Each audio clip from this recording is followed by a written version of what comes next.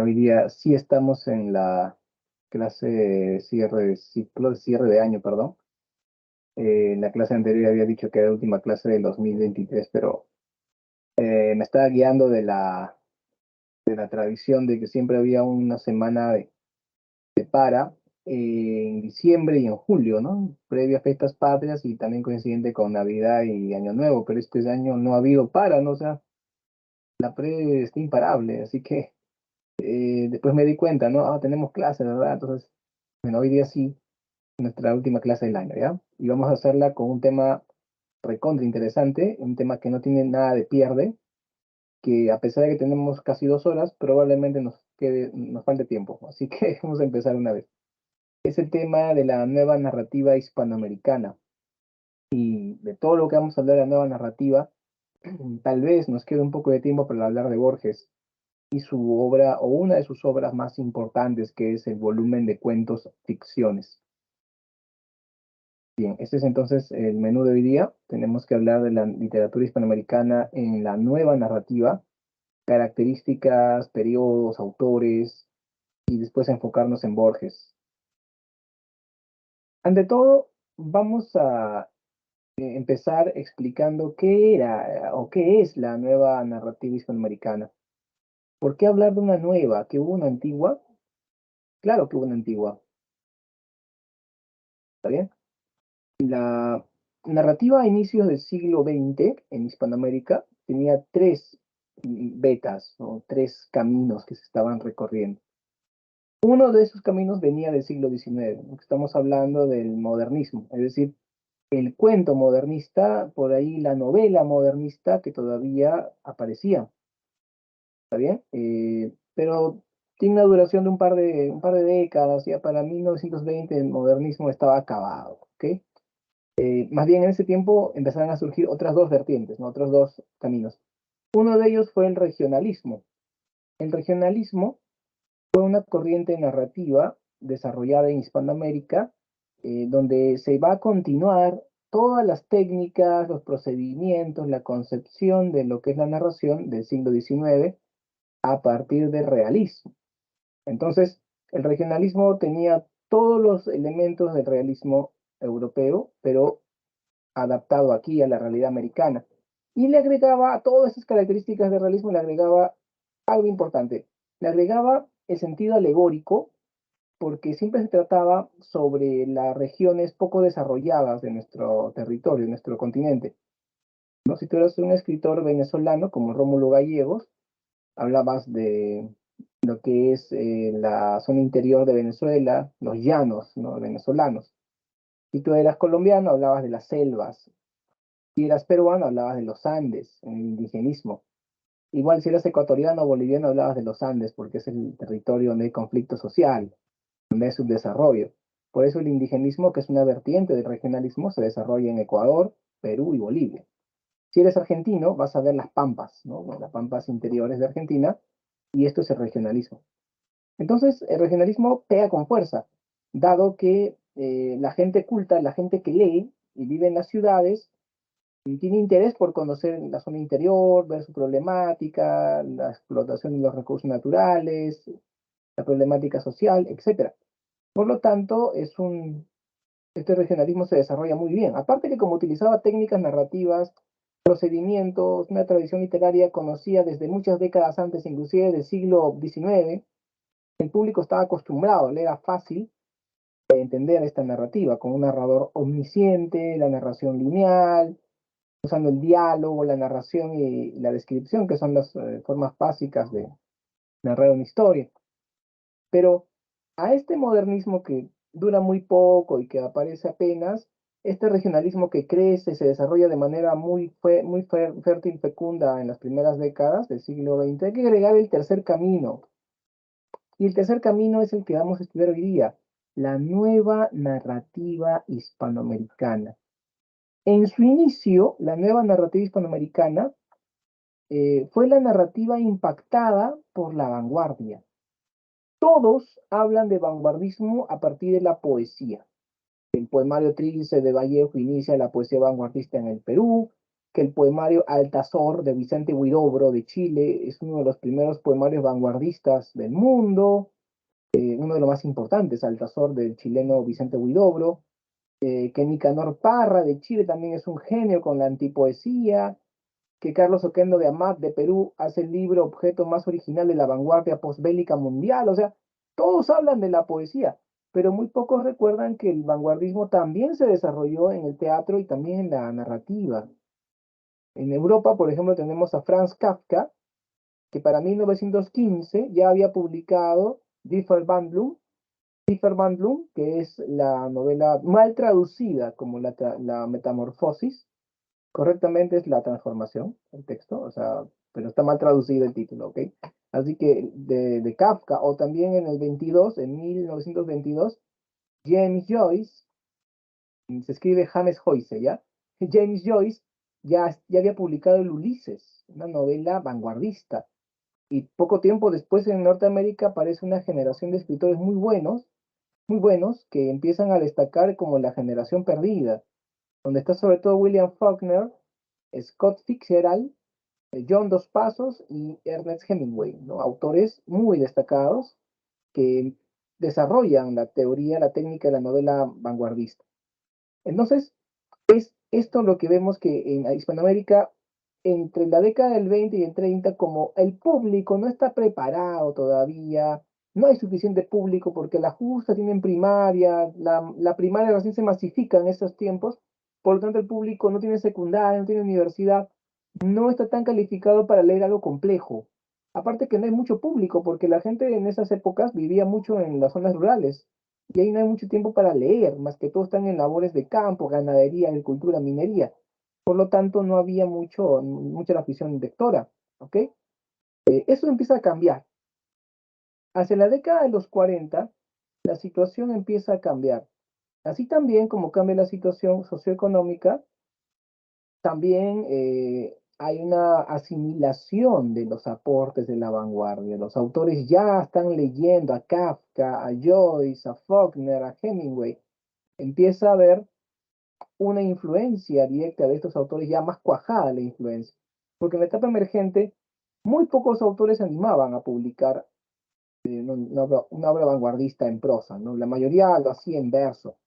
Por ejemplo, aquí en Perú tenemos a Martín Adam, a este famoso escritor Ramón Rafael de la Fuente Benavides, que publica a los 20 años, publica el recontra original libro La Casa de Cartón, que no es una novela convencional, ¿no? Es prosa lírica, novela vanguardista, o sea, tiene varios nombres, varios rótulos, pero en sí es parte de la nueva narrativa, es algo experimental.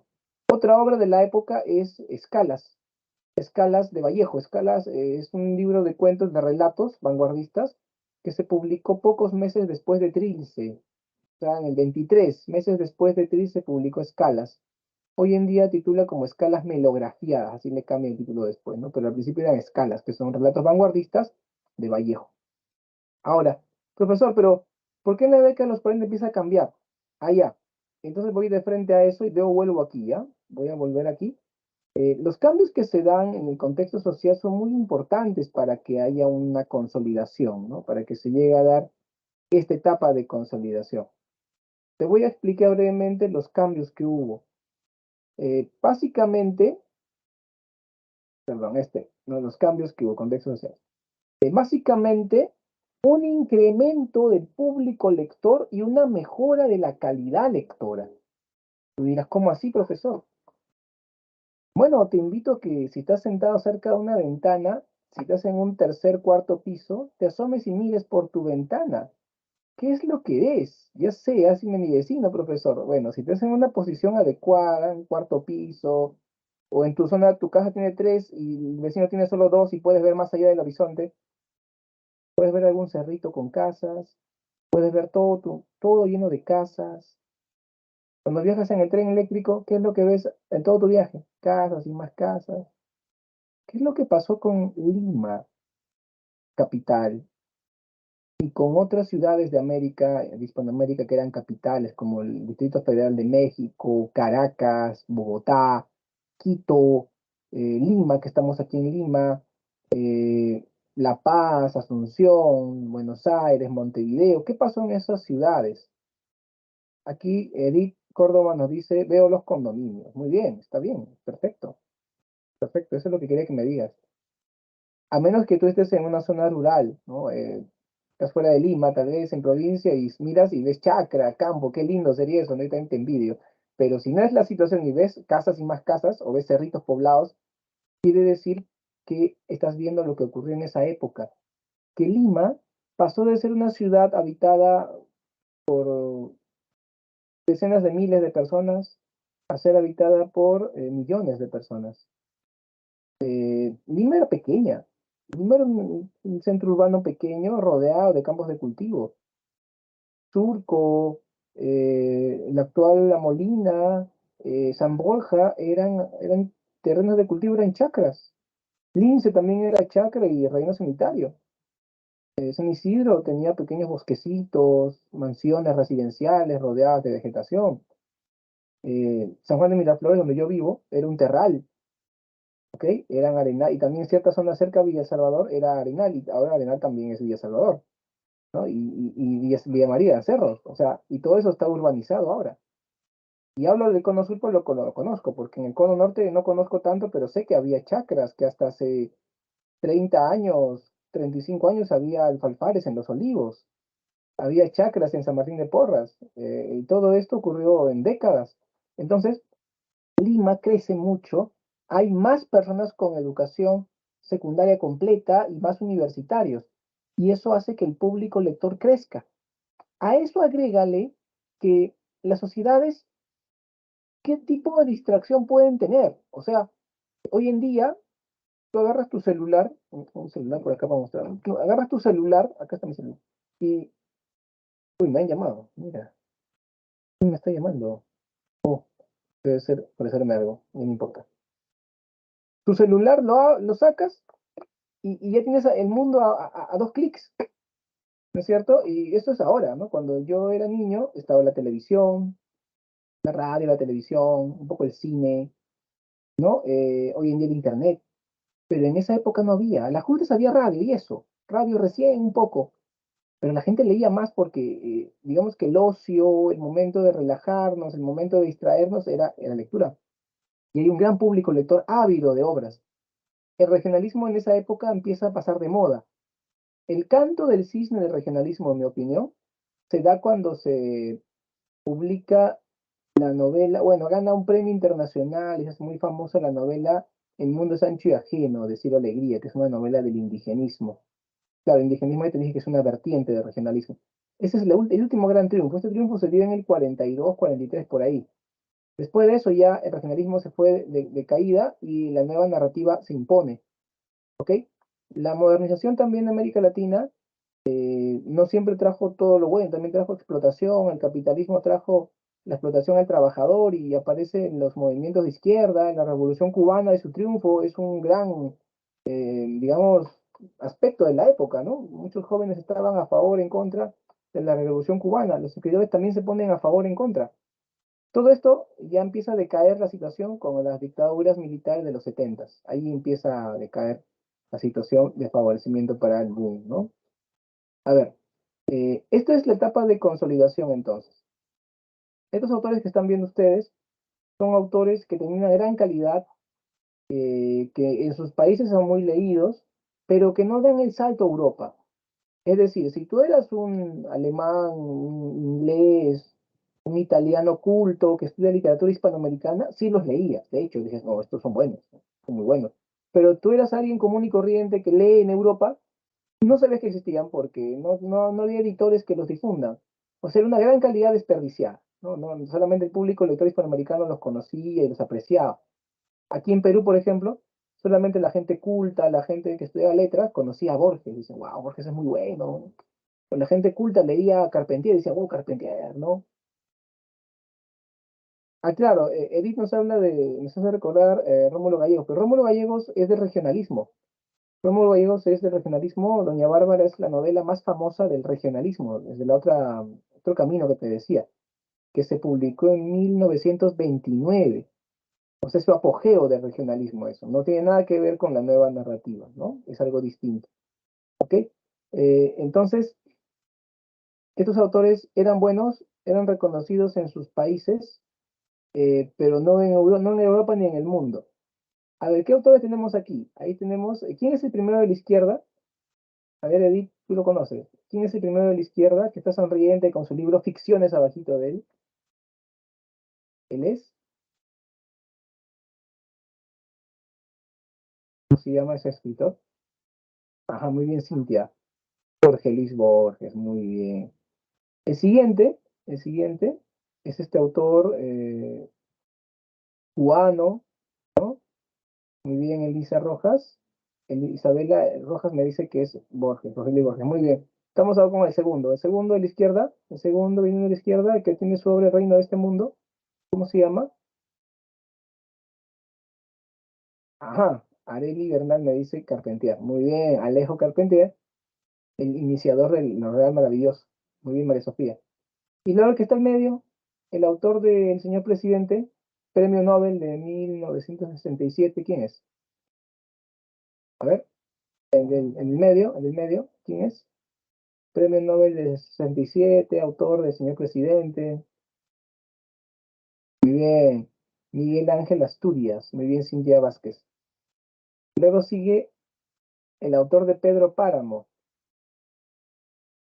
A ver, el autor de Pedro Páramo, ahí está su nombre en su obra, ¿no? Bajito.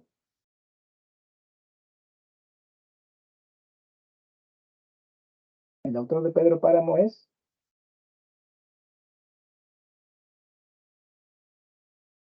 bien, Jimena, Juan Rulfo. ¿Está bien? Yo pienso, si me dieran la oportunidad a mí de hacer cambios en el prospecto, yo dejaría descansando a Borges unos ciclos y pondría a Juan Rulfo en su lugar con su obra Pedro Páramo, novela. Es una novela extraordinaria. A ustedes les gustaría mucho leerla, si es que no la han leído. Y es una novela breve, se lee rápido, no te quita mucho tiempo, es muy entretenida. Y me parece una novela mucho más rica para estudiar que los cuentos de Borges. Los cuentos de Borges son muy complejos, filosóficos. Eso sí es verdad, son más universales, más como una literatura universal. En cambio, Pedro Páramo y Juan Rulfo dan mucho a nuestra cultura hispanoamericana. Es que Borges hace literatura fantástica. Cualquier persona del mundo lo va a leer, lo va a entender, lo capta. En cambio, Pedro Páramo de Juan Rulfo es lo real maravilloso, ¿no es cierto? Y esto real maravilloso tiene mucho que ver con la cultura hispanoamericana, es como que más local, ¿está bien? Listo. ¿Y quién es el siguiente, el último autor, el primero de la derecha, que es autor del Túnel? Comparte con Borges el ser argentino. ¿Cómo se llama él? El autor del Túnel. Muy bien, Danira Solís, Ernesto Sabato. Ernesto bueno, debemos pronunciarlo como Sábato, ¿no? Algunos, como su compañero le dicen Palma, le dicen Sabato, porque no lleva tilde. O sea, se debería llevar tilde porque sería esdrújula, ¿no? Sábato. Pero hay un detalle, ¿no? El apellido es italiano. Entonces, no, su pronunciación no se ajustaría al castellano, ¿no? Así que sin tilde se pronunciaría Sabato, ¿no? O Sábato, perdón. Sí, algunos dicen Sabato y ahí parece que dijera Jabato, ¿no? La cría del jabalí. Pero es sábado, ¿ya? Sí, está bien, Palma, no te preocupes. También es una forma de que lo dicen, ¿no? Sabato también le dicen. Pero a mí me gusta decirle sábado, ¿no? Más elegante, y su apellido en italiano, ¿no? Original. Ahora, algo que tiene que quedar bien claro, alumnos, y por favor, tomen atención aquí, mucha atención, si están distraídos, dejen de distraerse. A ver, la nueva narrativa no es un movimiento literario, no es una escuela, no es una generación. Tengan cuidado. No es que todos ellos tienen la misma edad o eran patas, no es que todos ellos escriben igual o parecido. No, no, no, no, no, olvídate. No es eso la nueva narrativa. Ah, que el túnel. Ah, leíste el túnel. Excelente. Muy buen el libro. ¿Te refieres al túnel, Danira? ¿No? ¿Sí? ¿Te refieres al túnel de Sábato? Sí, es una novela bastante, muy bien. Es una novela inquietante, sí, el túnel de Sábato. Sí. Ahora, retomo. No, me encanta que comenten, está muy bien y que lean, mejor todavía. Que, sí, confirmo. Muy bien. Pero miren, aprovechando que están participando, miren, El túnel de Sábato, ahí los que han leído no me van a dejar mentir, es una novela realista, es realismo urbano. O sea, nos habla de una situación de un hombre que mata a una mujer y no quiero spoilerles mucho, pero de eso va, ¿no? Es un asesinato. Y punto. No hay nada fantástico ni alucinante ahí, simplemente es una historia de un crimen. ¿Ok? Listo, ese es el túnel. En cambio, Borges, en el 90% de sus obras, hace cuentos fantásticos, donde ocurren cosas extraordinarias. Lo genial de Borges es que a pesar de que te cuenta cosas extraordinarias, cosas que no parece que no pudieran pasarle al común de las personas, te lo narra de una manera tal que te olvidas que eso es imposible y le sigues y te emociona. Esa es su magia de Borges. Como te agarra del cuello, te agarra de la corbata y te jala y no te suelta. O sea, y esa es su magia, esa es su capacidad como narrador. ¿Ok? Eso es, ¿no? Que lo hace grande a Borges. Ahora, mira, los dos argentinos en los polos opuestos. Borges es fantástico en casi todas sus obras. O sea, yo te contaría ahorita se me ocurren dos cuentos de Borges que no son fantásticos. Dos, como excepciones. Pero lo normal es que sea fantástico, ¿ya? Te lo pongo acá en el chat. Si quieres leer un Borges no fantástico, puedes leer, por ejemplo, Emma Sanz, que es una de sus obras, uno de sus cuentos que más me gustó, muy bueno. Sí estoy compartiendo pantalla, la PPT, estoy compartiendo. Y otro cuento que también es no es fantástico, es El Sur, ¿no? Son dos, porque el resto son fantásticos. O sea, te estoy poniendo ahí dos ejemplos de cuentos que no son tan fantásticos o son realistas, digamos, pero el resto son fantásticos. Todo el resto lo son, para que veas que Borges predomina lo fantástico. ¿Ok? Tú dirás, profe, pero qué raro, son argentinos, Borges y también Ernesto Sábato, pero no son iguales, ¿no? No, para nada. Y eran amigos, se juntaban a conversar, todo normal. Con Bioy Casares también, los tres se juntaban a conversar bastante, eran patas, no había problema. Ahora, en la lista tenemos a Carpentier. Alejo Carpentier hace lo real maravilloso, que no es literatura fantástica. Mucho cuidado, es diferente. ¿Ok? Y digamos que Asturias y Juan Rulfo siguen esa idea de Carpentier. O sea que los tres del medio, los tres, hacen lo real maravilloso. Entonces aquí hay que explicar qué es lo real maravilloso. Es muy importante explicarlo en este momento y lo voy a hacer. Lo real maravilloso es una forma de concebir la ficción literaria. Nosotros, y esto Alejo Carpentier se dio cuenta joven, ¿ok? Porque era un investigador, investigaba historia, etnología, musicología, un hombre que viajaba, leía un montón, conversaba con gente, visitaba sitios, estuvo en Europa haciendo sus estudios universitarios en Francia, porque su papá era francés, tuvo esa facilidad, ¿no? Aunque él era cubano. Carpentier era más cubano que el Cuba Libre, chico, o sea, contra cubano él, pero su origen europeo le ayudó a formarse allí en Europa. Entonces, Carpentier dice, a partir de mis investigaciones, a partir de todo lo que sé de la historia hispanoamericana, yo puedo afirmar que la historia de Hispanoamérica es la sucesión de lo increíble. Es una sucesión de hechos maravillosos, extraordinarios, que no parecen reales. Y tú dirás, profesor, está exagerando. No lo creo. Piensa en la historia del Perú. Te pongo un ejemplo antiguo y uno moderno. A ver, primer ejemplo antiguo, a ver, primer ejemplo antiguo. ¿Qué pasó cuando Atahualpa fue derrotado por Pizarro? Y esto todos los cronistas coinciden en que ocurrió. ¿Qué le prometió Atahualpa que le iba a dar a Pizarro a cambio de su libertad? Pónganmelo en el chat. ¿Qué le prometió? Y lo iba a hacer en semanas, meses, ¿ah? No iba a demorar años, no, no, no, no, en semanas, meses te lo hago, dijo. ¿Qué Joyas, tal? creo. ¿Qué Oro, tanto todo. oro? ¿Qué tanto oro? A ver, ¿quién está? ¿Sí? Mireia ha dicho oro, pero ¿cuánto? ¿Cuánto oro? 2 habitaciones de oro y una de plata, creo. No, al revés. Era una de oro y dos de plata. Pero estuviste cerca. Ajá, ajá. Claro, ahí está, ahí está. Isabela ya lo puso. 2 cuartos de plata y uno de oro. ¿Y lo cumplió? ¿Lo cumplió? Claro, de ahí que me digas, profe, pero ese oro no era de calidad porque estaba aliado con otros metales. Ya olvídate de eso ya.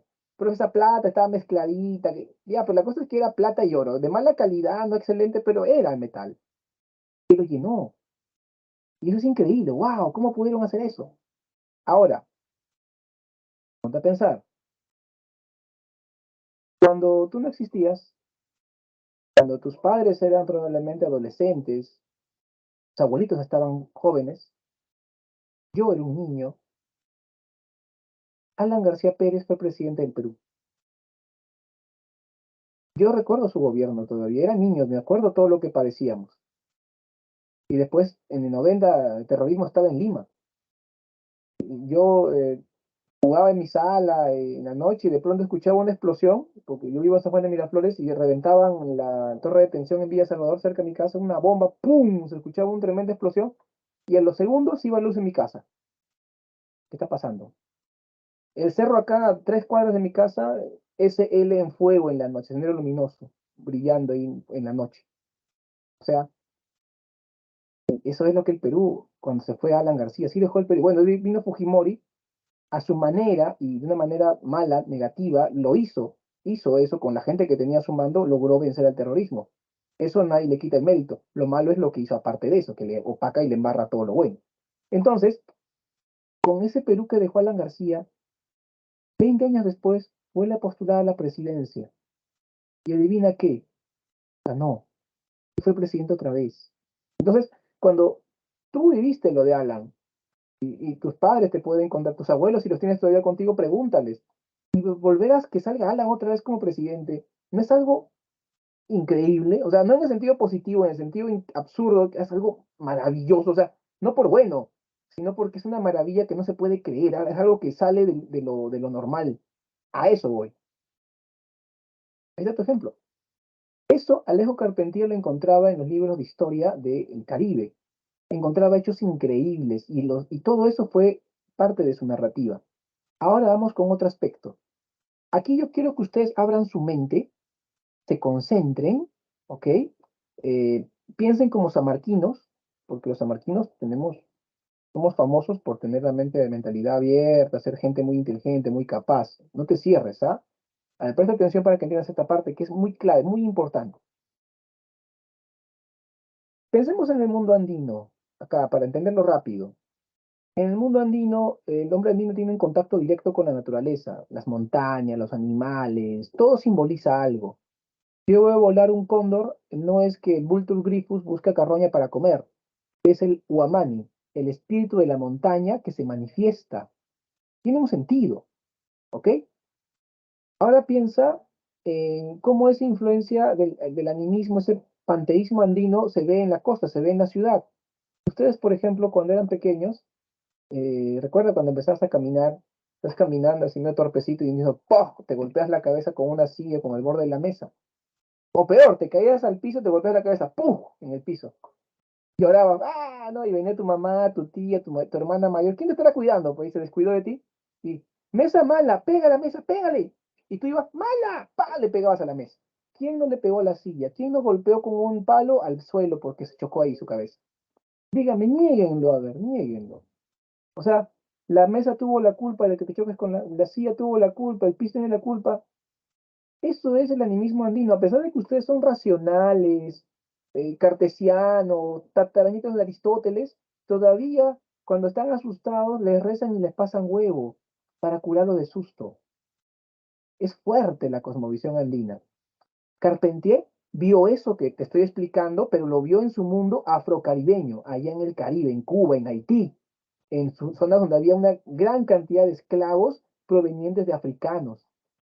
Y él dijo, si los haitianos tienen su creencia en el vudú y en su mirada de ellos, en su forma de ver el mundo, sus magos, sus hechiceros más poderosos, se pueden transformar en animales, en plantas, animales, perdón, o insectos, en lo que ellos quieren. Eso ha ocurrido en la realidad hispanoamericana. Ahí tú puedes decir, no, profesor, ahí está mal, eso no es real, eso es inventado por esos negros ignorantes, que no, es parte de su cosmovisión. Ellos, los afrocaribeños, tú que estás ahí en tu casa frente a la pantalla escuchándome, Y yo también, y también Carpentier, todos somos hispanoamericanos. Tú no vas a decir, no, ese andino que cree en el Apu no es hispanoamericano. No, ese afrocaribeño que cree en el mago, ese macandal que se transforma en animal o en insecto, no es hispanoamericano. No, ese Carpentier no es hispanoamericano. No, o sea, eso sería absurdo que tú niegues a personas que son hispanoamericanas igual que tú. Claro que son una etnia, un grupo dentro de Hispanoamérica, eso sí lo son, obvio que sí, pero no dejan de ser hispanoamericanos. Aquí, ¿cuál es la moraleja entonces? Carpentier con el mundo afrocaribeño, Miguel Ángel Asturias con el mundo mesoamericano, centroamericano, Rulfo con la cultura mexicana, la cultura de los muertos, los aparecidos, las penas, las más en pena, crean historias de lo real maravilloso, porque ellos reflejan la cultura popular hispanoamericana, sus leyendas, sus mitos, todo lo que ha ocurrido en la mentalidad de las personas de Hispanoamérica, sean afrocaribeños, sean descendientes de aztecas o de Centroamérica. Y acá en Perú, ¿quiénes han hecho eso? También lo han hecho, por ejemplo, un poco Ciro Alegría y sobre todo José María Arguedas lo ha hecho. Se dan cuenta, ellos son la versión peruana de estos autores. O sea, Arguedas también ha hecho Los Real Maravilloso a partir del mundo andino. ¿Okay? En cambio, Carpentier lo hacía a partir de lo que es lo afrocaribeño. Y Rulfo a partir de lo mexicano y Asturias a partir de Centroamérica, porque él es de Guatemala, de guatemalteco, el gran Miguel Ángel Asturias. ¿Ok?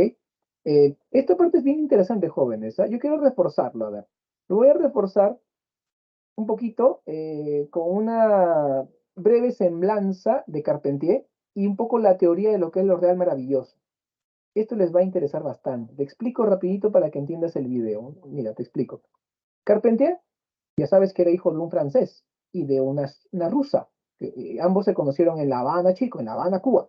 Y ahí se enamoraron y tuvieron a Alejo. Él, muy jovencito, viajó a Europa y allá se educó, pero después volvió a su país y vivió mucho tiempo. Y él, aparte de ser un gran investigador, ser historiador, etnólogo, musicólogo, literato, un erudito, él también era un gran viajero y viajó en barco por muchos lugares del Caribe y conoció sobre todo Haití, una isla poblada por un 99% de gente afrocaribeña. Y ahí conoció la historia de Macandal y las historias sobre los hechiceros vudú. Y eso lo inspiró para el reino de este mundo y su propuesta de lo real maravilloso. Veamos un poco el video y captemos mejor lo que es lo real maravilloso. Y ya sé, no se pongan ansiosos, ya sé que muchos van a decir, profesor, ¿y el realismo mágico? Eso deriva de lo real maravilloso, pero entendiendo lo real maravilloso, el realismo mágico se entiende mucho más fácil. Vamos a ello entonces.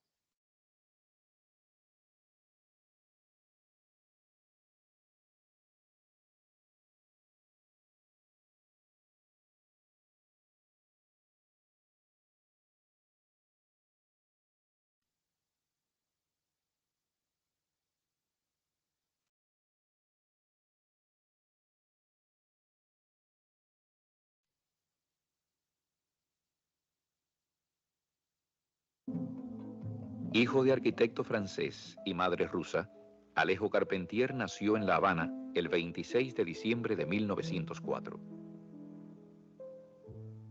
Yo era bastante lector desde muchacho, pero me acerqué bastante tarde al mar. Y vine a descubrir lo que era el mar, lo que era nadar, aprendí a nadar solo, a la edad de, digamos, unos 11 o 12 años. Y desde entonces mi afición por el mar, y muy principalmente por el mar Caribe, es algo que no me ha abandonado. Y atravesó el ancho mar, y sintió el sortilegio de las tierras de Haití, y conoció la prodigiosa historia de Macandal, y halló en el Caribe las advertencias mágicas que lo iluminaron para descubrir lo real maravilloso americano. Fenómeno presente en el reino de este mundo. La novela que nos habla de la primera insurrección gestada por la independencia del Caribe.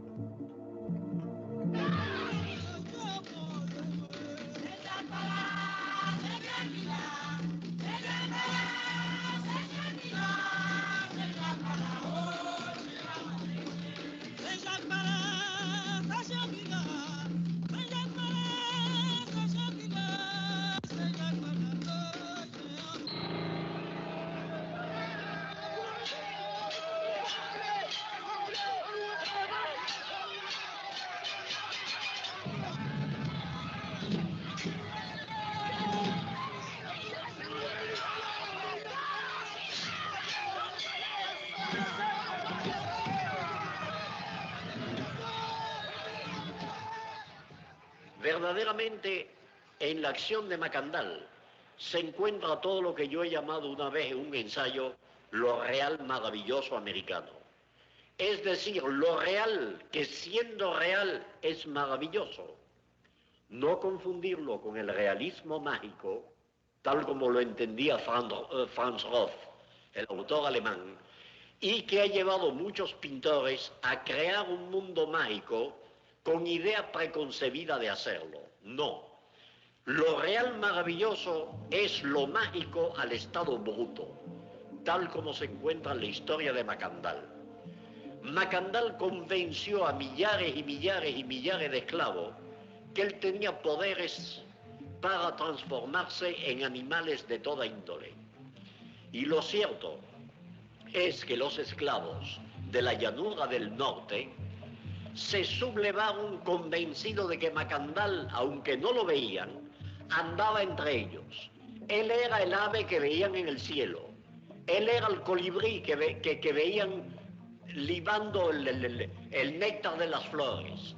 Él podía ser un caballo, podía ser un perro, podía ser cualquier miembro de la gran especie animal.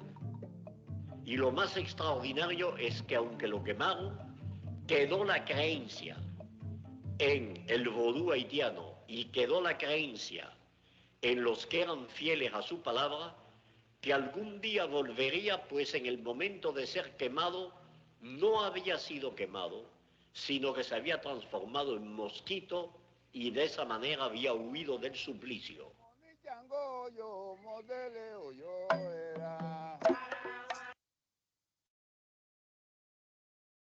Hay un poco las declaraciones del gran Alejo Carpentier sobre lo que es lo real maravilloso. Y bueno, también es bastante interesante escuchar al mismo escritor, ¿cierto? Hablar. Eso ya lo podemos hacer ahora porque este autor vivió durante el siglo XX y ya se pudo registrar con video su declaración. En otra parte también escucharemos a un autor del boom, hablando sobre el boom y lo que significó para él.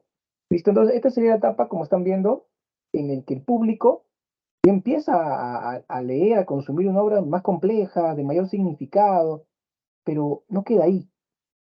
En los 60s, después del triunfo de la Revolución Cubana, hay una gran expectativa mundial acerca de lo que es Hispanoamérica.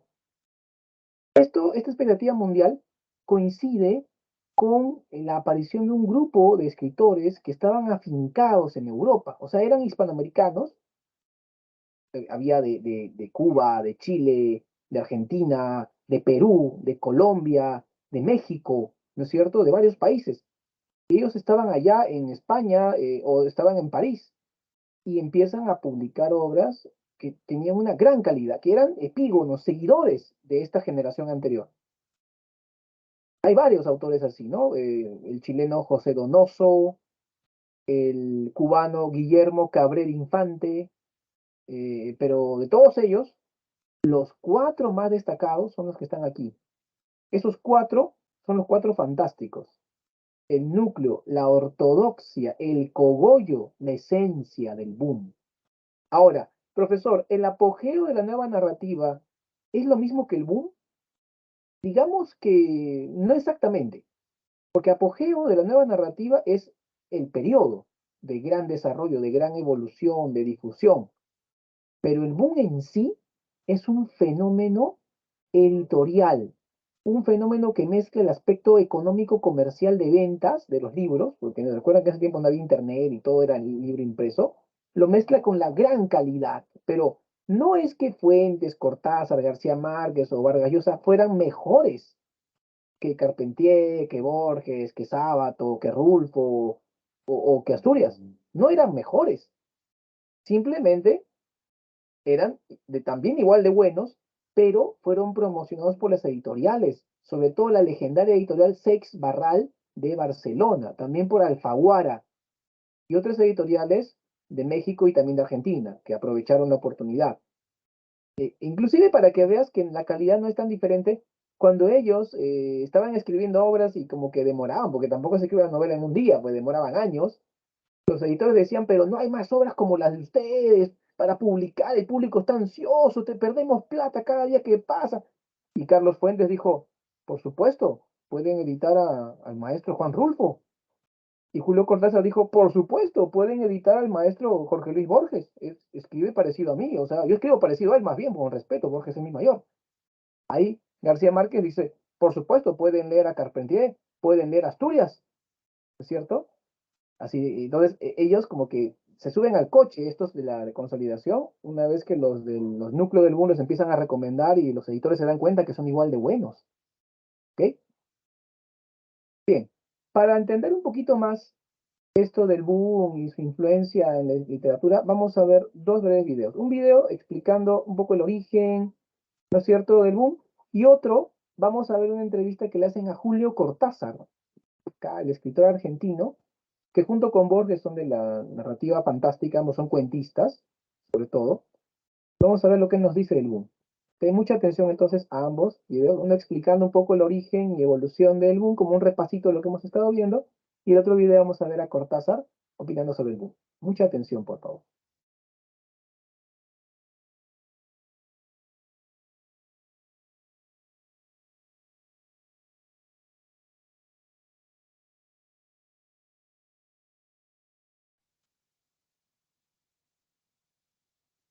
Me saludo. En esta oportunidad traigo un tema realmente entretenido. Se trata del boom latinoamericano, que fue un fenómeno mercantil y literario que se desarrolló en Sudamérica, teniendo un gran auge entre los años 60 y 70. Hoy hablaré precisamente acerca de los puntos más importantes y los datos que se necesitan conocer de este hecho cultural. Miren, en esta foto que estamos viendo, muy buena, aparece García Márquez, Guillermo Cabrera Infante, Vargas Llosa, Carmen Balcells, la manager de estos genios, y José Donoso, también de Chile. El otro autor no lo conozco muy bien, no se le ve bien, pero Carmen Balcells, imagínate esta mujer que sigue viva, o bueno, creo que sigue viva, porque cuando Vargas Llosa en el 2010 ganó el Nobel, ella estaba en primera fila. Imagínate a esta señora, pero ya viejita, canosa, un poquito más gordita, estaba en primera fila Carmen Balcells. Claro, el que no sabe nada de literatura ve una señora gordita de pelo blanco adelante en el discurso de Vargas Llosa en Suecia, en Estocolmo. ¿Quién sería esa señora, no? Pero era Carmen Balcells. Yo dije, wow, Carmen Balcells sigue viva, está ahí. A ella la llamaron la mamá grande, la mamá de todos los escritores, era su manager de ellos, ¿no? Esta foto es muy buena que aparezcan esos cuatro genios. Gabriel García Márquez, Vargas Llosa, que son del núcleo, y Gabriel Infante y Donoso, que son de la segunda línea del boom. ¿Ok? A ver, vamos a seguir viendo este video con explicación. Teniendo un gran auge entre los años 60 y 70. Hoy hablaré precisamente acerca de los puntos más importantes y los datos que se necesitan conocer de este hecho cultural. Sin más, espero que disfruten el video.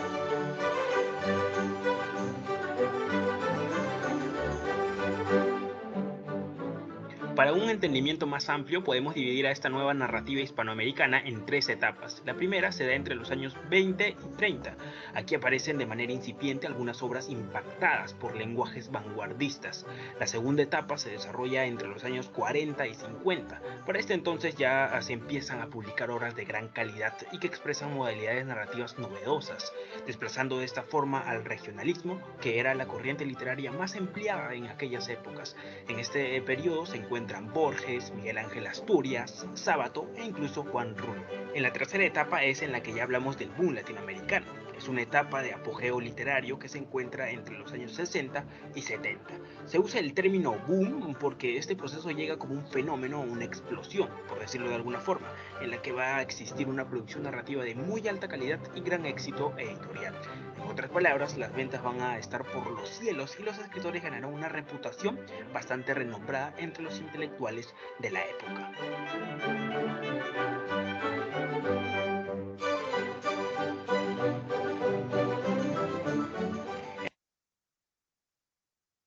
Bien, jóvenes, esto de las características lo vamos a ver de un ratito, todavía no, ¿ya? Pero primero quiero que escuchemos a Cortázar opinando sobre la nueva narrativa, ¿ok? Sobre el boom, mejor dicho.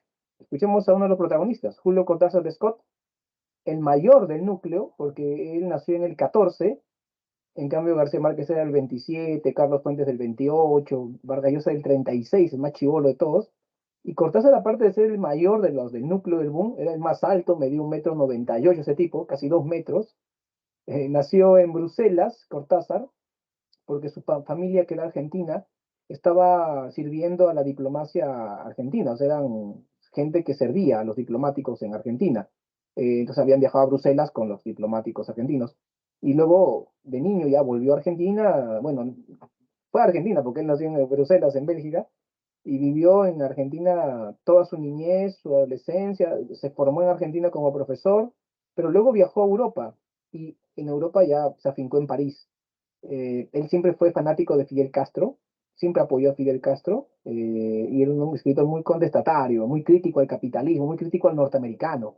Vamos a escuchar su declaración sobre el boom y aprendamos un poco más de Cortázar como escritor. Mucha atención aquí. Y con respecto al boom, empezando porque como en el caso de cómic, siempre me ha molestado que un fenómeno latinoamericano sea definida con un término inglés, que es políticamente muy significativa, esa debilidad, lamentable debilidad. Yo creo que el boom responde al azar, a ese azar que hace tan bien las cosas. El azar hace muy bien las cosas en la historia, lo hace mucho mejor que la lógica. Que en un momento histórico importante para América Latina, en que está dominada por un imperialismo que la quiere convertir en una factoría, en una colonia, pues el azar haga que aparezcan 5, 6, 8 excelentes escritores que lanzan un montón de libros y de golpe crean un estado de conciencia que abarca todo el continente. Porque mira, Joaquín, y esto es importante, tú sabes cómo ha sido atacado el boom, considerándolo una especie de maniobra editorial, considerando que la promoción de los editores había lanzado al boom. Bueno, yo no estoy calificado para hablar de eso, porque yo soy uno de los protagonistas del boom, pero puedo decirte que mi obra personal fue hecha en la soledad, fue hecha en la pobreza, fue hecha sin el menor apoyo editorial, y que cuando los editores se despertaron a mis libros, a los libros de Fuentes, a los de García Márquez, a los de Vargas Llosa, se despertaron porque las primeras precarias y difíciles ediciones habían sido bruscamente leídas por un montón de gente que se las pasó de mano en mano, y los editores, que no son tontos y que están ahí para ganar dinero, comprendieron perfectamente que esos escritores había que editarlos. Ellos no nos inventaron a nosotros. Nosotros escribimos solos, además lejos de América Latina. García Márquez escribió lejos, Vargas Llosa se escribió lejos, Asturias escribió lejos, y yo también. No teníamos amigos editores, no teníamos editores. Los editores vinieron después. Para mí es muy valioso, muy especial poseer este tipo de material donde los mismos escritores dan su verdad. Ahí aparece Cortázar diciéndolo, ¿no? O sea, nosotros no somos parte de un complot o un tipo de marketing poderoso. La calidad de nuestra obra hablaba por nosotros, y los editores aparecen luego a aprovechar eso y hacernos mundiales. Porque estos autores del boom, Cortázar, Vargas Llosa, García Márquez, Fuentes, que son los 4 mejores, los más famosos, ellos fueron traducidos a 30, 40, 50 idiomas. No estoy exagerando.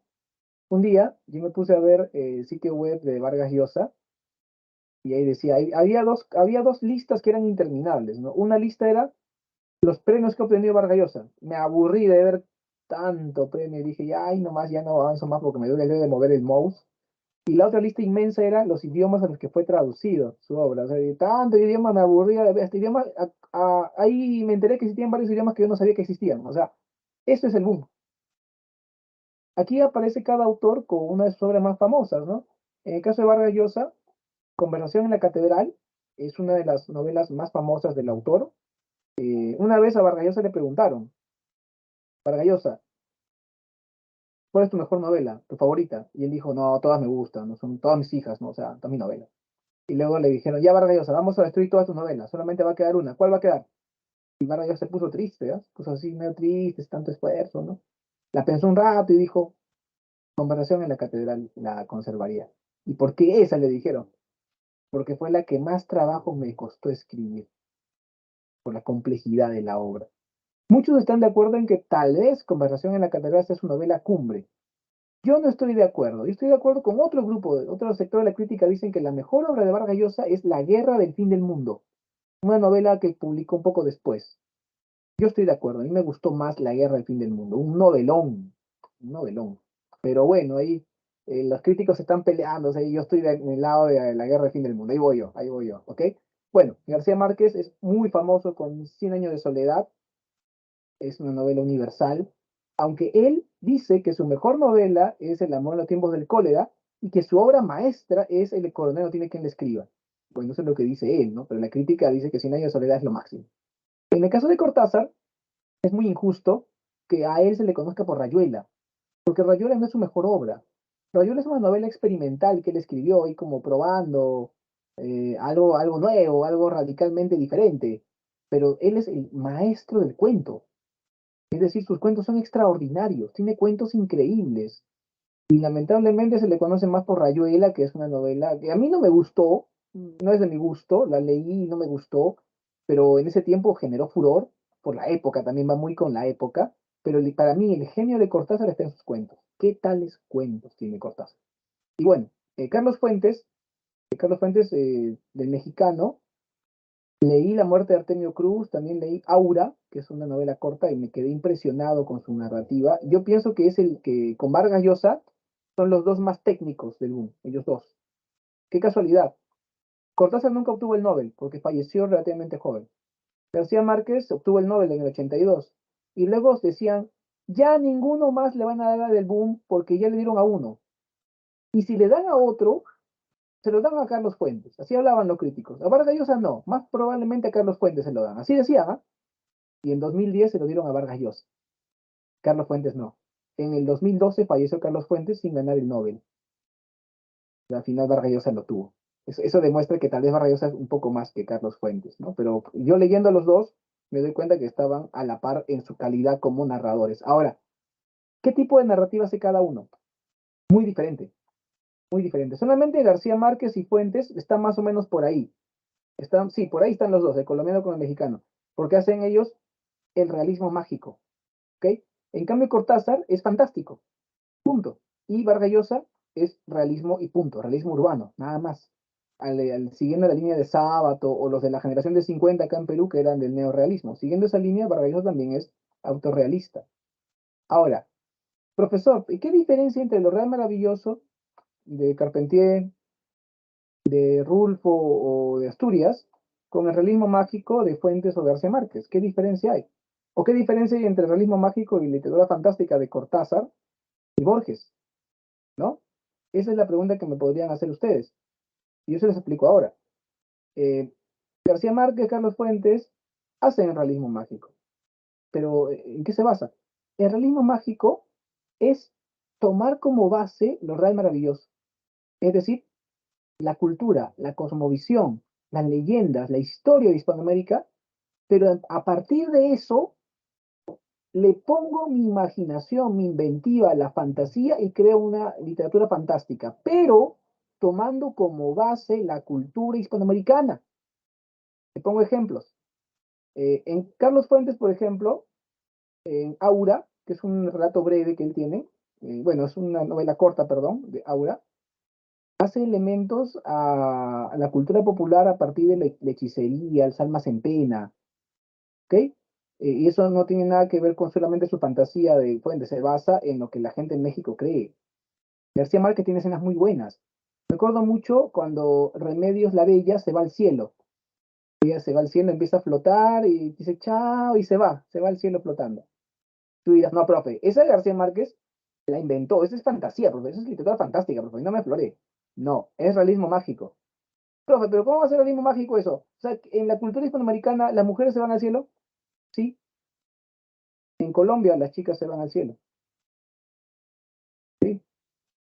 Ya lo sé, pues, sino que está hablando el profe. Se van al cielo, pues, yo sé lo que te digo. Mira, tú un día andas en la prueba, andas a Medellín, a Cali, esas ciudades caribeñas de Colombia, ¿no? Allí la gente es muy diferente aquí a Perú. Allí la gente es bien chévere, bien abierta, amable, no están traumados con lo malo como acá, que todos piensan mal. No, no, allí la gente es bien bacán. Entonces, amigo, una chica ya, soy peruano, mira. La chica, qué lindo, quiero conversar contigo de Perú, acompáñame a mi casa, vamos caminando, tú vas con ella. Sanamente, claro, ¿no? Tu amiga. Llegas a la puerta de su casa, abre la puerta a su papá, joven, acompañado a mi hija, ¿usted de dónde viene? Allá de Perú, no quiere una limonadita, pase usted, ¿no? Y bacán la gente allá. No es como acá que tú acompañas a la chica a su casa y sale la mamá con una piedra, no, ¿qué quieres con mi hija? ¿No? Y sale el papá que saca la pistola, ¡ay! Y te corretean toda la cuadra, ¿no? Y eso con los pirañas que están esperando en las afueras de la urbanización, ¿no? Que te van a cuadrar. O sea, es muy diferente acá. Entonces tú otro día vuelves allá a Medellín, buscas a la chica que es tu amiga, tocas la puerta de la casa educadamente, al señor, disculpe señor, vengo a buscar a María. Joven, mi hija se ha ido al cielo. Bien serio, ¿ah? Tú, uy, bueno, se fue al cielo. Mi sentido pésame, señor. Ya estás haciendo roche, ya estás haciendo roche, ya todo te pasa por no ser alumno de la pre atento a la clase. En Colombia, cuando las chicas se fugan con el enamorado, el eufemismo de la familia es, mi hija se ha ido al cielo. Esa es la manera eufemística de decir mi hija se escapó con el enamorado. Y alguna vez que te dicen eso, tú callado, no hagas roche, ah, señor, disculpe, ya vendré otro día, y te vas nomás solapa, pues. Por eso García Márquez pensó, ah, las chicas se van al cielo en mi país, y Remedios la Bella se va al cielo como la Virgen María, ¿no? Haciendo un sarcasmo teológico también, ¿no? Ah, en esa escena. Claro que sí. A eso nos referimos con el realismo mágico. Lo fantástico se basa en la cultura hispanoamericana. Profe, ¿y qué diferencia con lo fantástico de Cortázar o Borges? Muy fácil. Por ejemplo, Borges, en uno de sus cuentos llamado El Aleph, hace que aparezca una esfera que es como una canica, esas que juegas tus bolitas, una esferita, ¿ya? Una bolita grandecita, que está en una escalera de una casa de madera a las afueras de Buenos Aires, y esa esferita se llama el Aleph. A partir de ese esferito puedes ver todo el universo en un instante. Qué alucinante, profe, ¿qué hacía eso ahí? No lo sé, pero estaba ahí, ¿ya? En un cuento de Cortázar, titulado, por ejemplo, Cartas a una señorita en París, ¿no? Un señor le escribe cartas a una amiga, le pone, oye amiga, sabes que te voy a confesar algo que nadie le digo porque creen que van a creer que estoy loco, pero yo vomito conejitos. Sí, vomito conejitos. Estoy sentado leyendo y siento que empieza a salir su orejita por mi garganta, saco el conejito y lo empieza a saltar, sale mojadito y se salta. De ahí cuando estoy en la ducha bañándome, siento que empieza a salir de mi garganta el conejito, lo saco mojadito y debe estar jugando en la sala mis conejitos. Ya tengo bastantes conejitos ahí. ¿Y tú qué vas a decir, profe? ¿Estás loco el hombre? Entonces, lo que encontramos ahí es literatura fantástica. Eso, que salgan conejitos no tiene nada que ver con la cultura hispanoamericana. Que un tipo encuentre la lefa ahí en una escalera de madera, en una casa de madera a las afueras de Buenos Aires, no tiene nada que ver con la cultura hispanoamericana. Eso puede leerlo un chino, un hindú, un sudafricano y lo entiende igual. En cambio, para que captes a Carlos Fuentes, para que captes a García Márquez, tienes que ser hispanoamericano, para que entiendas la alusión a la que está haciendo en base a lo real maravilloso, creando una escena fantástica. Esa es la diferencia que hay entre lo real maravilloso y el realismo mágico. Pero de todas formas, a la prensa, Marcos, no le importa mucho eso, ¿ah? No, no le da mucha importancia porque en esta parte donde habla de eso, no lo distingue. No, le da igual, a la prensa Marcos le da igual cuál es real maravilloso, cuál es el ritmo mágico, lo considera lo mismo. Eso es un error, claro, ¿no? Pero no simplifica las cosas. Para ti, ambos son lo mismo. No, nunca te va a decir una pregunta de la pre, ¿esta escena es real maravilloso o reino mágico? No te va a preguntar eso, pero tú ya sabes distinguir, sobre todo por los autores, ¿no? Ya con los autores te ubicas y también con la idea. Lo real maravilloso es algo que ha ocurrido en la fe, en la mentalidad de cierta persona hispanoamericana, sea o no sea racional. En cambio, el realismo mágico se basa en eso, pero le agregas la fantasía, lo fantástico, lo increíble, que ya pero inventiva, por inventiva del escritor. Muy bien, jóvenes. En esta parte de la clase estamos más o menos a la mitad de la clase. Me gustaría saber si tienen alguna pregunta, alguna duda, quisieran ustedes que les ayude.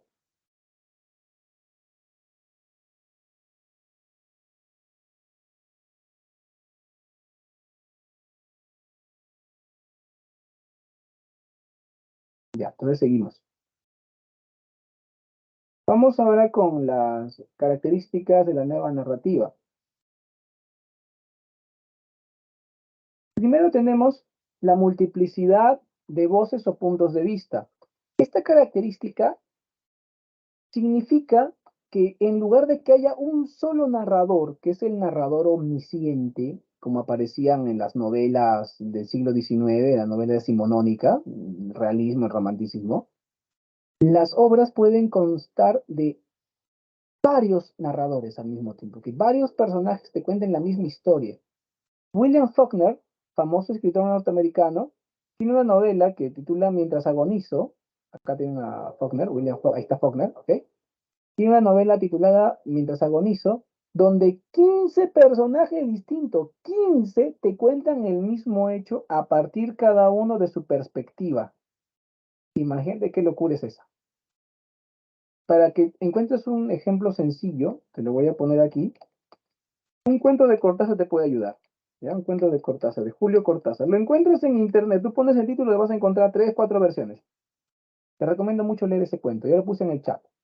La señorita Cora, de Julio Cortázar. Lee ese cuento. No, ni siquiera te pido que lo termines, ¿ah? Basta que leas las 2 primeras páginas y ya tienes claro qué es el narrador múltiple.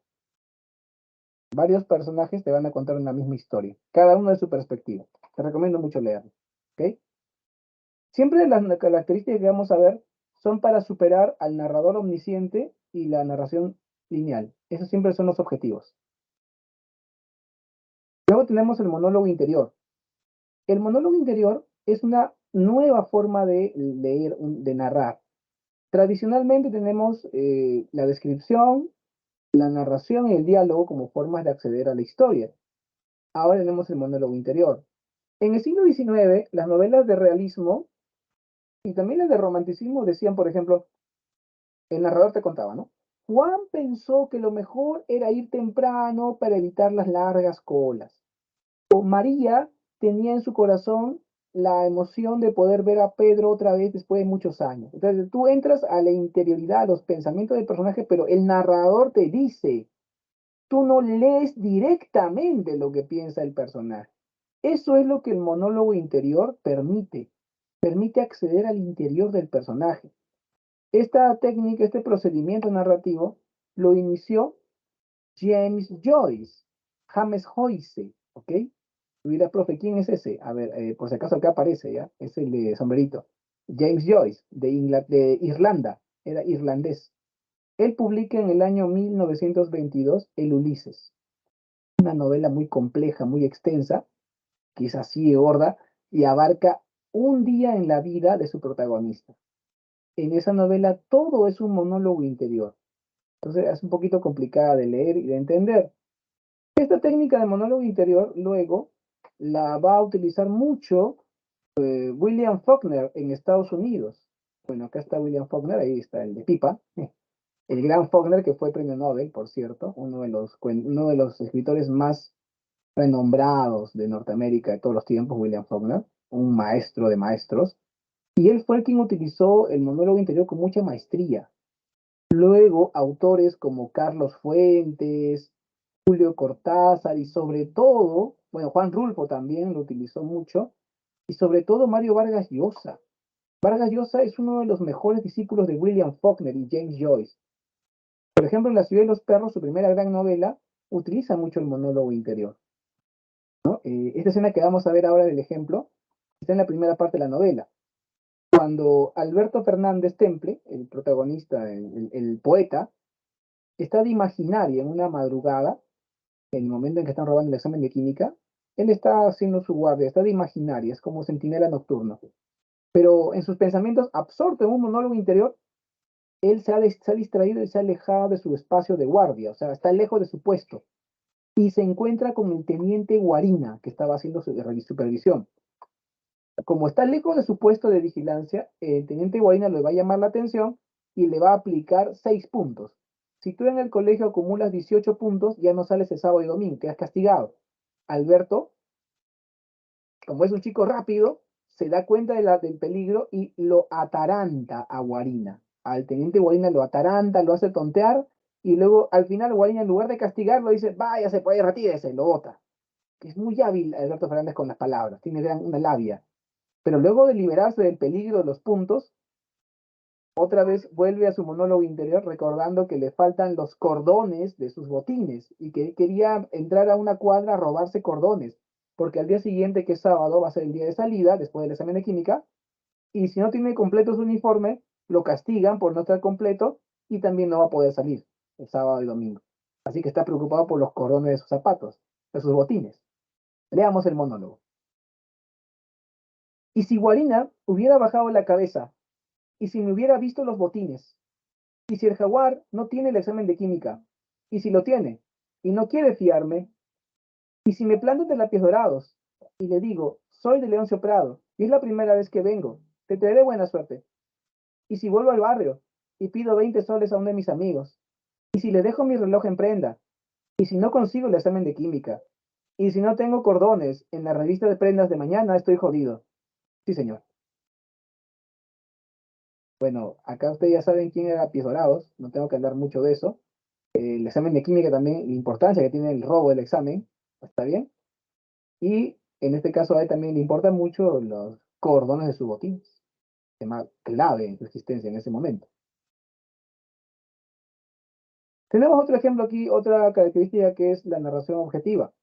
El narrador omnisciente había acostumbrado al lector decimonónico y también el regionalismo, esa narrativa que continuaba el realismo del siglo XIX, había acostumbrado al lector a que el narrador le dijera todo, que el narrador le dijera todo, como si el lector fuera una persona con debilidad mental, que si no le explicas bien las cosas no te entiende, así. Muy detallado lo que pensaba, lo que sentía, lo que ocurría en su tracto gastrointestinal, todo te explicaba del personaje. Es muy exagerado, ¿no es cierto? Entonces, aparece un narrador totalmente opuesto, el narrador objetivo. Un narrador que es como alguien que te ve, sabe lo que hablas, sabe cómo vistes, sabe lo que haces, pero no sabe por qué haces lo que haces y no sabe lo que piensas. Eso es el narrador objetivo. Solamente puede describir lo exterior, no poder entrar a los pensamientos o motivaciones del personaje. Profe, pero así me es más difícil entender al personaje. Claro, ¿quién ha dicho que tiene que ser fácil? La gente en ese tiempo, como no había internet, no había celulares con pantalla táctil, las personas se distraían mucho leyendo y querían algo complicado para que sea un reto mental. Y el narrador objetivo promovía ese reto. Tenemos un ejemplo, un fragmento de La ciudad de los perros. Después del almuerzo, los 10 consignados de la sección se tendieron en las literas a fumar. Luego el BOA animó a algunos a ir a la perlita. Después Bayano y otros se fueron a una timba organizada por los consignados de la segunda. Alberto y el esclavo se pusieron de pie, cerraron sus roperos y salieron. El patio del año, la pista de desfile y el descampado estaban desiertos. Muy bien, vamos aquí a una de las técnicas más radicales, la idea de la ruptura del orden lógico cronológico del relato. Pensemos por un momento en lo básico que es la narración. Si yo quiero contar una historia, debo empezar por el principio y terminar en el final. Eso es lo normal. A esa sucesión de hechos de la A a la Z, que A es primero, B es segundo, C tercero, D cuarto, E quinto y así hasta Z, esa es la narración lineal. Normalmente las obras decimonónicas, las novelas de regionalismo también eran así, tenían esa linealidad. Pero en la nueva narrativa esa linealidad se va a quebrar. Eso ocurre en la novela Pedro Páramo, eso ocurre en la novela La muerte de Artemio Cruz, muy notorio esa técnica también ahí. También ocurre en Cien años de soledad, en La ciudad de los perros, en La casa verde de Vargas Llosa también. O sea, en muchas obras aparece esta ruptura lógica, cronológica del relato, donde yo puedo empezar por el final o por la mitad. Por ejemplo, en la novela La muerte de Artemio Cruz de Carlos Fuentes, estamos viendo hace un rato que es el autor de esa novela, Carlos Fuentes. Por ejemplo, en esa novela, la historia empieza cuando el personaje protagónico, que es Artemio Cruz, está a punto de morir.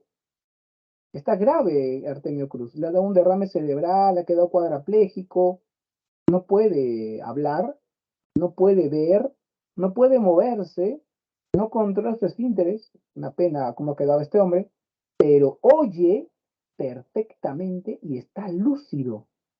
Profe, ¿y cómo sabe usted que está lúcido si no puede hablar? Vemos un monólogo interior y ahí vemos que está pensando él. y totalmente lúcido, pero no puede moverse, pobrecito. ¿Cómo se sentirá? No estás lúcido y no poder moverte, estás cuadrapléjico con derrame cerebral. Está grave el hombre. Y ahí empieza la historia. Pero, ¿cómo va a empezar la historia? Con la descripción de cómo está acabando su vida ese hombre. Ahí está, pues. En el resto de la novela nos van contando su vida, toda su vida, desde que era un niño pequeño hasta que era un viejo. Pero así. Claro, tampoco es que en cada capítulo te ponen una escena y tienes que adivinar. No, no, no. Carlos Fuentes tampoco es tan salvaje. Él te pone, al inicio de cada capítulo te pone un año, el año que está ocurriendo las cosas. Y con esa indicación del año ya tú puedes hacer tu suma, tu resta y acomodar tu rompecabezas cronológico. Yo lo hice así y la novela fue extraordinaria. Todas estas características que estoy diciéndote tienen que ver mucho con la noción de participación activa del lector. Es decir, el lector de estas novelas tiene que ser un lector capaz de darle un sentido a lo que está leyendo, que completar el sentido de lo que ha propuesto el narrador. En la novela Rayuela de Cortázar, por ejemplo, se ve mucho eso. Encontramos que también, eso te lo dice, ahí está, ¿no? En la novela, miren. Tablero de dirección, ahí lo dice Cortázar bien claro. A su manera, este libro es muchos libros, pero sobre todo es dos libros. El lector queda invitado a elegir una de las dos posibilidades siguientes. El primer libro se deja leer en la forma corriente y termina en el capítulo 56, al pie del cual hay tres vistosas estrellitas que equivalen a la palabra fin. Por consiguiente, el lector prescindirá de sin remordimiento de lo que sigue. El segundo libro se deja leer empezando por el capítulo 73 y siguiendo luego en el orden que se indica al pie de cada capítulo. En caso de confusión o olvido, bastará consultar la siguiente lista. Ahí está la lista, ¿no? Yo leí la novela siguiendo la lista, por ejemplo. Rayuela es un juego. Tú puedes elegir cómo leer la novela. Tú eliges como lector qué novela quieres leer. La novela tradicional, la novela nueva que propone Cortázar, pero en el mismo texto. También vemos ahí la Rayuela, ahí está a un lado en la portada. Acá en Perú le llamamos avión o le llamamos mundo. Allá en Argentina le dicen Rayuela a ese juego de ir saltando. Bueno, algunos le ponen cáscara de plátano, ¿no? Ahí, para que la gente la tenga más difícil, por supuesto. Quería agregar eso, ¿no? Aquí un momentito, lo lúdico entre el juego. Julio Cortázar alguna vez dijo, la literatura es un juego, pero es un juego en el que te puedes jugar la vida y tú puedes darlo todo por ese juego. Mira, eso es la literatura, un juego, ¿ya? Lo onírico, que es los sueños, la influencia del surrealismo, lo fantástico, como la literatura de Borges, también la literatura de Cortázar, lo mítico, como parte de la cultura popular que da pie a lo real maravilloso y el realismo mágico. También tenemos que agregar el experimentalismo lingüístico, ¿ok? Consiste en probar el castellano, probar nuevas formas de decir las cosas, pero explorando al máximo la capacidad expresiva del lenguaje. Yo me acuerdo mucho el inicio de Señor Presidente, la novela famosa de Asturias, que empieza, alumbra luz de alumbre, luzbel de piedra alumbre, sobre la podredumbre. Alumbra luzbel de alumbre, luz de piedra alumbre, sobre la podredumbre. Alumbra, alumbre de alumbra, alumbra, alumbre, alumbra. Parece un trabalenguas, pero no, es el inicio de la novela, así inicia, y tiene sentido, no es un trabalenguas, ¿ok? Aunque pareciera. En este caso, el ejemplo que hemos puesto aquí es un pequeño fragmento de la novela Rayuela. En la novela Rayuela hay un capítulo breve, será de media página, más o menos, o tres cuartos de página, chiquito nomás el capítulo, donde de pronto te ponen esto. Esta es una parte de ese capítulo, de la mitad prácticamente. Apenas él le amalaba el noema, a ella se le agolpaba el clémiso, y caían en hidromurias, en salvajes ambonios, en sus talos exasperantes. Cada vez que él procuraba relamar las cinco pelusas, se enredaba en un grimado quejumbroso, y tenía que embulsionarse de cara al nóvalo, sintiendo cómo poco a poco las armillas se espejunaban.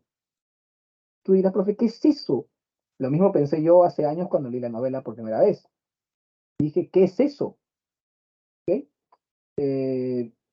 Después de leerlo 10 veces y escuchando a otros amigos que también leen la novela, quedamos en que lo más probable es que se estaba describiendo una relación sexual entre Horacio Oliveira y la maga, los protagonistas. Muchos críticos literarios que he leído también opinan así, que lo más probable es que es una relación sexual entre Horacio Oliveira y la maga. Debe ser. Tendrían ustedes que leer la novela para entender en ese contexto este fragmento. Claro, lo que hace ahí Cortázar es utilizar algunas palabras como pronombres, ¿no es cierto? O preposiciones del castellano normal, pero también utiliza palabras como que, por ejemplo, hidromurias, incopelusa, relamar, como mezclando palabras de castellano una con otra, ¿no? Eso es un experimentalismo, hasta dónde da el lenguaje para poder expresar. Es muy vanguardista esto. Parece juegos de palabras, ¿no? A ver, la transposición narrativa es lo que ya te hablé hace rato, de lo que hizo sobre todo Juan Rulfo, ¿no? Juan Rulfo conoció el cine norteamericano y sacó la idea de la ruptura del orden lógico cronológico del relato. También conoció la obra de Faulkner y de Hemingway, y a partir de esto él creó, y también el monólogo interior, y esto hizo que él cree una novela como Pedro Páramo, donde se describe el mundo folclórico de su país de México, este culto a los muertos, la idea de las almas en pena, pero utilizando técnicas extranjeras de narración para describir mejor su realidad. Eso es la transculturación narrativa. Bueno, el cosmopolitismo ya hemos hablado de esto indirectamente toda la clase. El checo Franz Kafka, el irlandés James Joyce, los norteamericanos William Faulkner y Ernest Hemingway son autores muy importantes que los hispanoamericanos van a tomar como referentes. Y sobre el realismo mágico o real maravilloso ya hemos hablado bastante, jóvenes, así que aquí ya no pueden decirme, profesor, no entiendo, puede explicarme mejor, ya lo explicamos bastante, ¿ok? Y vamos a reforzar ahora todas estas características que hemos visto, sí, con un video sobre las características del boom, como un repasito de lo que hemos estado viendo, y también para que mi pobre garganta descanse un momento, jóvenes, porque hablar casi una hora de corrido cansa, ¿ok? Así que vemos el video mientras me tomo un vasito con agua tibia. Muy atentos al video de repasito de las características.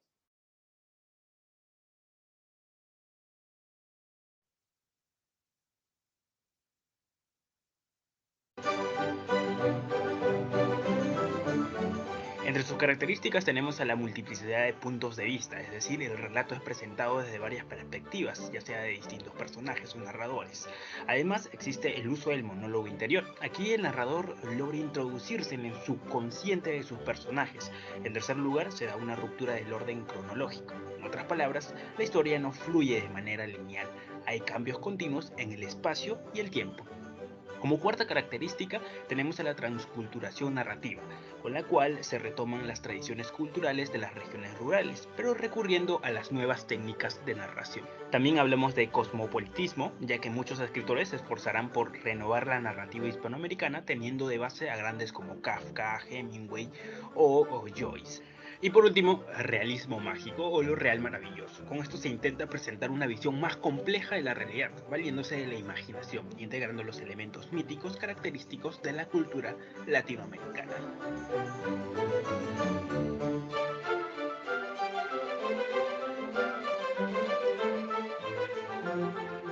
Entre sus representantes más importantes encontramos a Julio Cortázar, argentino conocido por la novela Rayuela, además de ser considerado uno de los autores más innovadores y originales de su tiempo. Maestro del relato corto, la prosa poética y la narración breve en general, y creador de importantes novelas que inauguraron una nueva forma de hacer literatura en el mundo hispano. También se encuentra a Gabriel García Márquez, colombiano que está relacionado de manera inherente con el realismo mágico, y su obra más conocida, la novela Cien años de soledad, es considerada una de las más representativas de este movimiento literario. En tercer lugar se encuentra Carlos Fuentes, que fue un escritor, intelectual y diplomático mexicano, uno de los autores más destacados de su país y de las letras hispanoamericanas. Y por último tenemos al peruano Mario Vargas Llosa, quien junto a Gabriel García Márquez ha tenido mayor proyección internacional entre los escritores del boom. Muy bien, ahí tenemos también un pequeño repasito de los autores más importantes. Ahora sí, jóvenes, en el tiempo que tenemos, que creo que nos va a alcanzar suficiente tiempo, vamos a hablar de Jorge Luis Borges y su obra, en la parte final de la clase. A menos que haya alguna pregunta que haya quedado pendiente, tal vez, de lo que hemos estado desarrollando.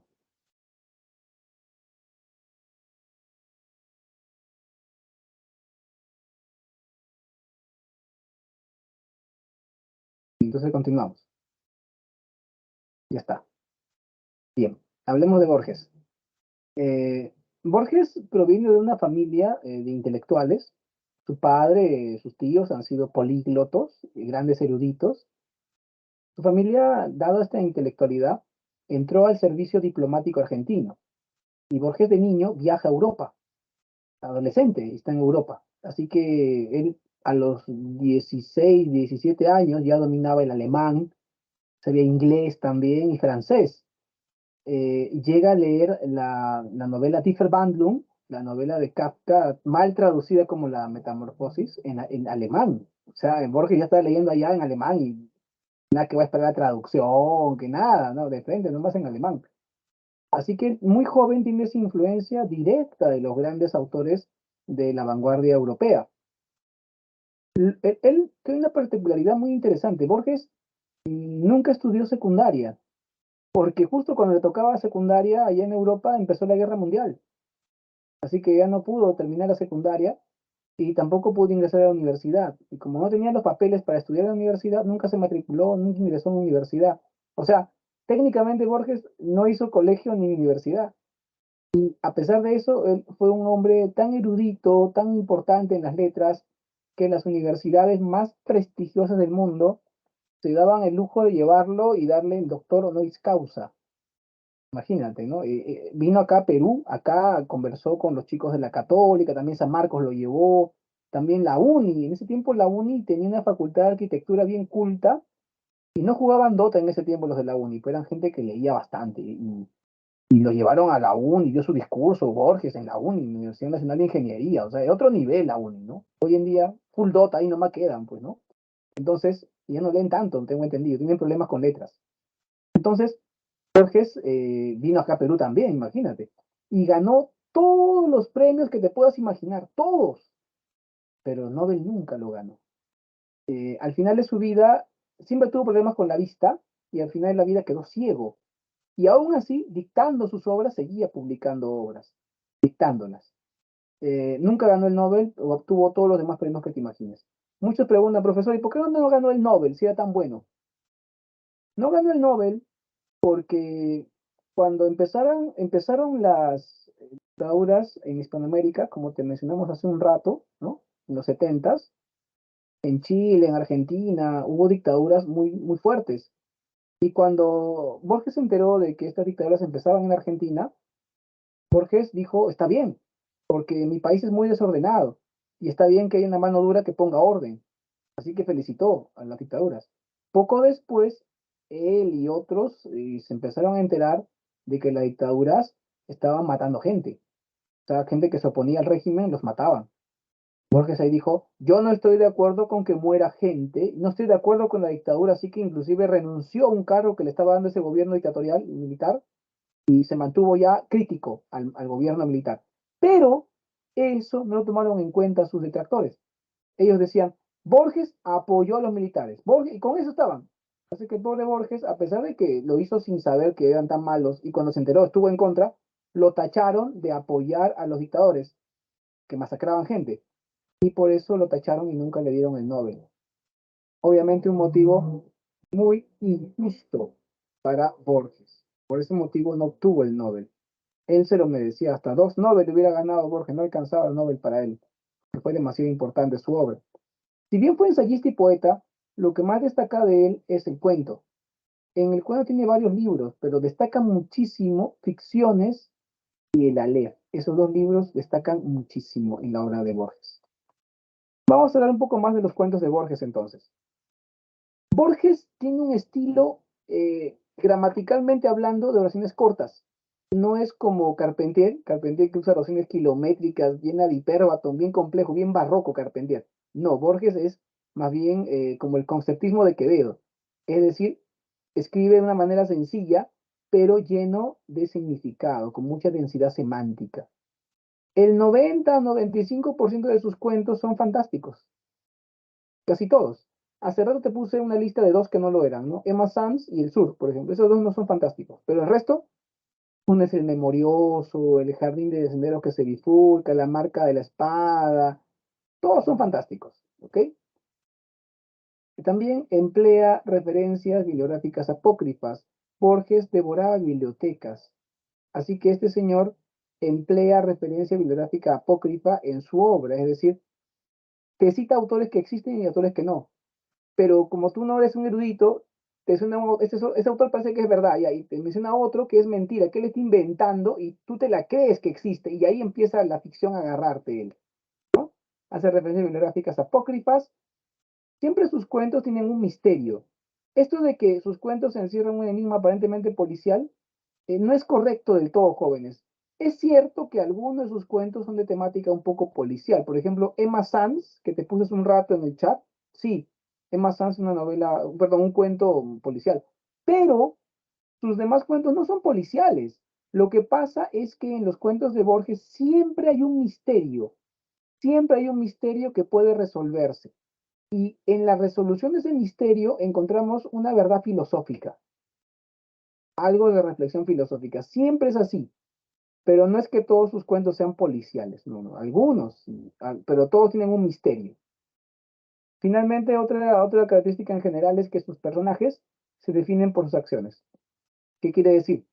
Que el personaje puede hablar muchas cosas, puede decir, pero su carácter se define a partir de cómo actúa, cómo reacciona ante algo que lo presenta, por ejemplo, la muerte. Dalman es un personaje del cuento del sur. Pareciera que es un señor cobarde porque vive en la tranquilidad de un hogar, ¿no? Es un hombre tranquilo y un día se ve enfrentado ante la posibilidad de morir y con mucho valor, con mucha dignidad lo asume. Y tú te sorprendes, wow, qué valiente señor, ¿no? No le importa que va a morir, o sea, va a dejar su vida. Hay otros que son tremendos cobardes. Pueden contar muchas cosas de sí mismos, pero en el momento de la verdad son cobardes ante la muerte. Eso es, ¿no? Los personajes se definen por sus acciones. Bueno, acá hay más características, ¿no? Ya como para que el alumno diga, wow, Borges es muy complicado.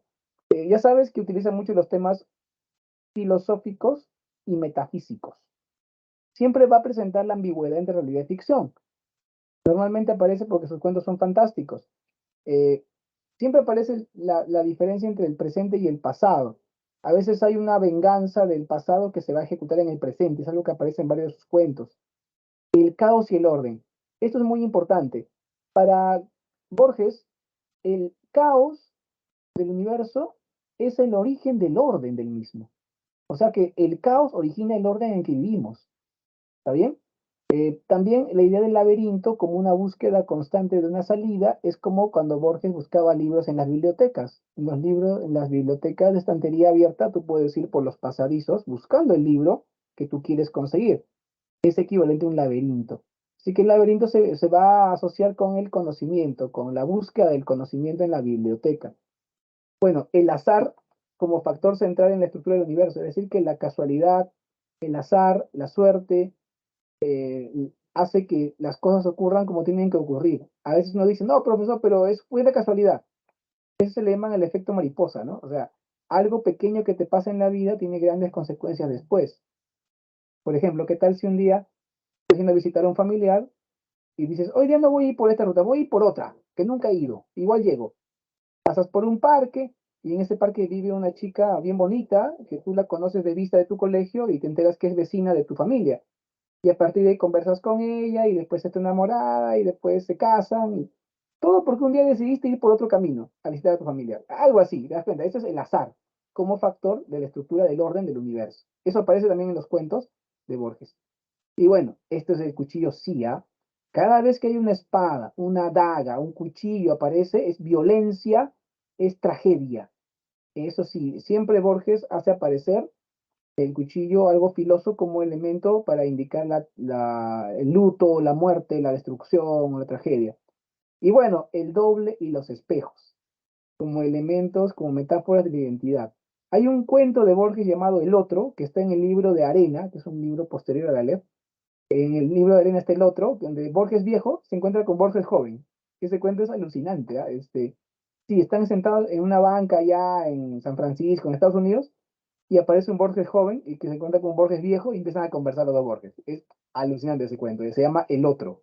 ¿Está bien? Bien. Antes de hablar de Ficciones, que es su libro de cuentos más famoso, ¿ok? Vamos a dar una mirada breve a un video introductorio a la narrativa de Borges. Como es un poco largo el video, no lo voy a poner todo, solo un poquito, y les voy a compartir el enlace para que luego lo vean completo ustedes, ¿ok? Así que les pongo este video a modo de introducción a ficciones. Acá ya lo encontré. Las claves de lectura de Borges. Ahí está. Y después les comparto el enlace. Vamos a ello.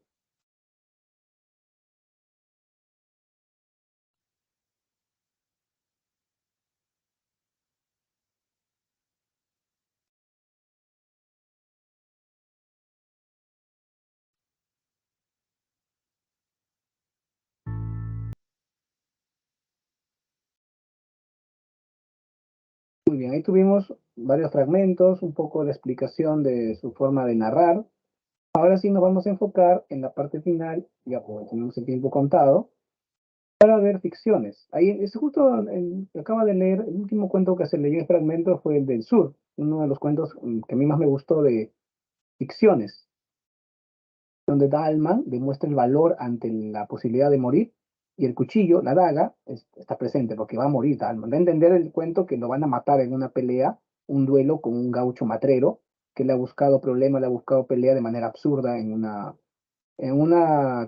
¿cómo decirlo? Un rancho de mala muerte ahí a las afueras de Buenos Aires, ¿no? Donde Dahlman se ha escapado de la clínica donde estaba, se ha ido a un lugar de mala muerte y un gaucho le busca pelea y Dalma, en lugar de negarse, ¿no? Por una cuestión de supervivencia, coge la daga que le tiran para pelear y lo van a matar, va a morir Dalma, ¿ok?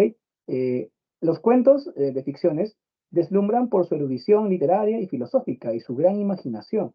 Como dijo el narrador del video, Borges a veces te empieza a contar algo que parece verdad, pero es inventado por él y te lo crees y te emocionas y la vives y al final te enteras que él inventó todo, ¿no? Que no existía ese personaje, no existía ese libro, etcétera, ¿no? Cada suceso está cuidadosamente elaborado y premeditado. Incorpora la ambigüedad y los constantes equívocos para confundirte, para hacerte entrar en su ficción. También busca plantear sucesos sorpresivos y también presentar nuevas facetas de la realidad, o sea que te pone a reflexionar, tiene una reflexión filosófica muy profunda, Borges. El libro Ficciones, publicado en 1944, se divide en dos partes. El primer volumen es El jardín de senderos que se bifurca, que se abarca algunos cuentos. La otra parte es Artificios, que abarca otros cuentos, como El Sur, por ejemplo. ¿Listo? Muy jóvenes, estamos así en la parte final de... les voy a compartir el enlace del video para que lo vean completo, ¿ya? De Borges. Estamos en la parte final, quisiera saber si hay alguna pregunta, para ya de un momento pasarles las claves de las preguntas, ¿no? Pero ya quisiera antes de eso que ustedes me hagan preguntas a mí sobre Borges.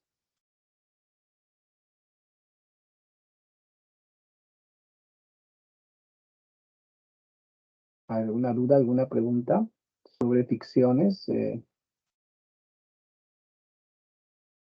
Con el video que les estoy compartiendo, ustedes pueden explorar un poquito más sobre la explicación de su narrativa.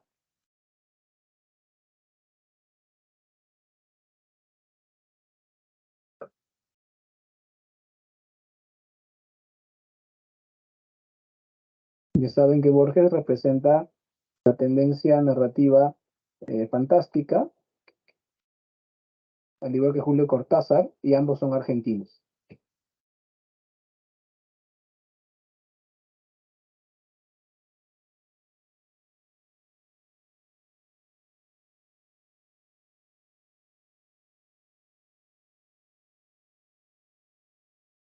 Muy bien.